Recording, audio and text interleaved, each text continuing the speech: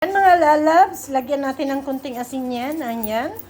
Tapos, wala, ganito lang natin. Then, lutuin na. Yan ang umagahan natin today. Sausage yan mga lalabs. Sausage yan. O, yan. Pwede na yan. Tapos, magtuyo tayo. Ahay! Ang sarap nito. Ayan mga lalabs. Nagiinit na tayo ng kawali. Ayan. Nilagyan ko na yan ng mantika kasi mainit na siya.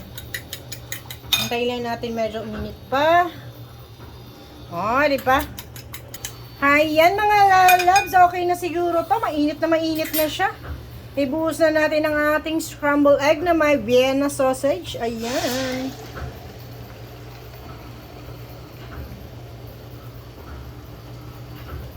Ayan. Let's go! Antayin natin. Ayan na, babalik ta rin na natin mga lalabs. Ayan, look at this one. Ang ganda talaga ng ating kawali mga lalabs.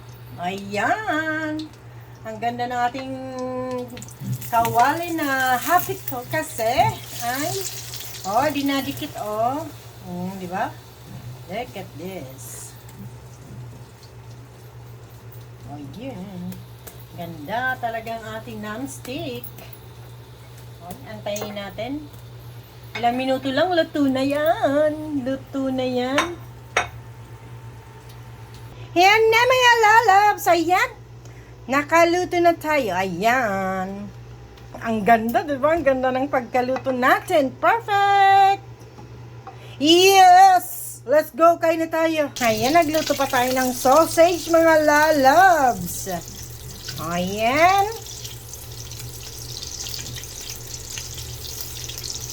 Wala na tayong mga estudyante. Nakaalis na ang ating mga estudyante. Ayan, mga lalabs. At ay, nagluto din ng toyo. Oh, ang sarap ng ating umagahan today. Ay, nako na naman ang ating diet. Sarap ng tulog ko mga lalabs. 2 days na ako maaga natutulog. Kamusta naman?